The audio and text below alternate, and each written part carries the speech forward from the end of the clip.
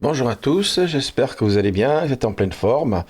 Voici le point sur le DAX pour ce jeudi 11 septembre 2025. Donc ça coince toujours, hein, on le voit bien sur le mensuel. On n'arrive pas à reprendre la dynamique haussière, le DAX, hein, il est plombé. Le momentum en mensuel, il est en train de se retourner baissier, surtout après une hausse assez phénoménale, puisqu'on a battu tous les records de hausse au niveau du momentum du MACD zéro retard en mensuel. Et dans ces conditions-là, tout est logique, on reste très prudent et on est vendeur.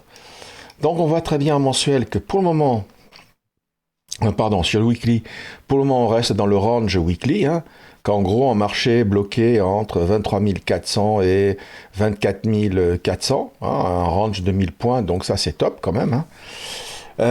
On voit aussi que, je vous ai dit en daily, je ne redeviens acheteur que si on casse voilà, le haut du nuage Shimoku, c'est-à-dire les 23 840 par le haut, en bougie H1 par exemple. Tant que ce n'est pas fait, on vend. Donc hier, évidemment, ils ont fait une petite incursion en haut, une petite mèche, hop, ils sont repassés en dessous, hop, j'ai vendu. J'ai même vendu avec un peu de levier, parce qu'un échec là, après un, 2, 3 échecs, pour moi, là, ça risque de partir à la baisse. Donc j'ai vendu, j'ai même revendu encore une fois, et on revient ici petit à petit dans la zone, voilà, la première zone, la zone d'achat faible que je vous ai dit, là, vers 23 630. Donc, qui est quelque part vers ces mèches-là. Et je vous ai dit sur ces mèches-là, vous devriez faire attention parce que, ok, vous avez peut-être envie d'acheter hein, en vous disant, ça y est, c'est fini la baisse, mais non, moi, tant que c'est pas cassé, je vends. Évidemment que la probabilité est que de 30%. Donc soyez prudents si jamais vous voulez absolument acheter. N'oubliez pas que le sens de l'histoire, c'est d'aller plus bas tant qu'on n'a pas cassé la zone où sont planqués les vendeurs.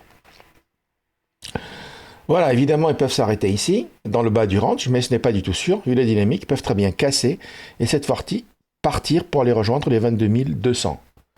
Il y a peut-être d'ailleurs là un trade swing à faire si on casse cette zone-là pour aller ici, au 22 200. Ok, donc les 22 200, cette zone-là, hein, je vous le signale. Hein. Donc nous, dans ces conditions-là, on est prudent hein, et on est vendeur, quoi. En gros, hein. Voilà, je vous l'ai dit. Chaque jour, je vous dis, je vends. Alors on voit très bien, on est revenu dans notre zone de vente ici. En plus, vous voyez, ça correspond à la bande de Bollinger Haute. On a vendu, parfait, la dynamique reste baissière et il n'arrive pas à se reprendre. Bon, là, on est avant l'ouverture, donc c'était un mouvement lié à l'Asie. Voilà, et il continue à dériver à la baisse. Donc nous, on reste vendeur. Hein. Première zone de vente ici, vraiment pour les scalpers. Mais bon, pour vous, la zone, elle est vers ces mèches-là, qui sont autour de 23 690. Mais pour moi, la vraie zone, c'est ici, vers la Kijun. Comme d'habitude, vers 23 700, 715, 720, quoi. Donc, en gros, ici, vous avez une première zone de vente, qu'on va dire la zone de vente faible, mais qui peut très bien fonctionner aujourd'hui, puisqu'on voit que le nuage de Shimoku il baisse en H4, que en plus ça va correspondre à la bande à la MM20. Et là, première zone de vente pour moi, ici vers 23 720. Et il peut très bien s'arrêter la mèche.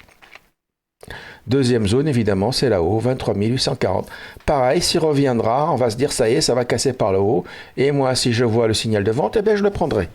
Comme tous les jours, que ça vous plaise ou non. Donc, n'oubliez pas, comme moi je vends, vous risquez d'avoir une forte psychologie acheteuse. Ok, mais pour le moment, ça tient. Donc, il n'y a pas de raison d'acheter un truc qui baisse. Ok? Bon, voilà. Donc, je vous ai tout dit. Il n'y a pas grand-chose à dire fondamentalement hein, sur le marché. On reste vendeur, on vend, point barre. Et là, on risque de casser par le bas pour aller déjà ici. Et ensuite, aller, après, c'est tout droit jusqu'à 22 200. Donc, dites-vous bien que il faut être très prudent avec les achats. Vous n'avez aucune preuve que ça peut marcher.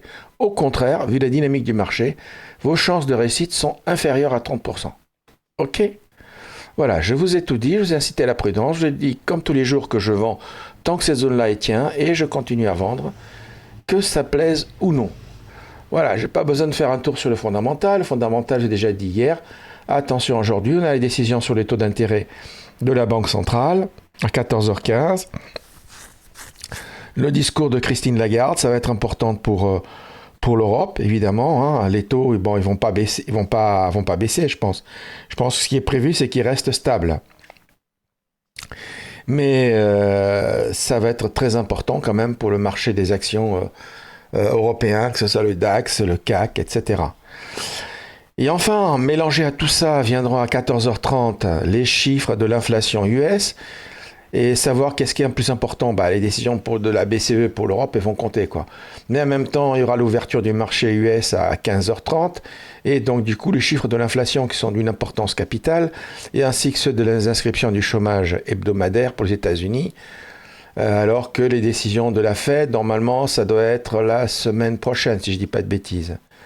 C'est pas la semaine prochaine, mardi, décision de la BO. Oh non, décision hebdomadaire, elle est où? C'est pas là. C'est décision de la Fed sur les taux. Voilà, ce sera à 20h, mercredi 17. Ok, donc la semaine prochaine, il y aura la Fed. Donc je peux vous dire que les chiffres ici de l'inflation, des inscriptions au chômage, ils vont compter beaucoup en trading pour les marchés US. Et ça va se mélanger en même temps avec les décisions européennes. Donc l'après-midi va être mouvementé. Et le discours de Christine Lagarde, elle va quand même pas mal conditionner le comportement du marché quand même. Ceci étant dit, on est dans une dynamique baissière. Et en tout cas, pour la matinée, pour moi, je reste vendeur. Je vous ai tout dit. J'espère que vous avez compris. Et puis, si vous êtes acheteur, je vous souhaite bien du plaisir et je vous souhaite bonne chance, parce que ça semble mal barré. Je vous souhaite une bonne journée. Je vous dis à bientôt. Bye bye. Vendredi, je serai probablement pas là. Donc voilà, ça, vous êtes prévenus.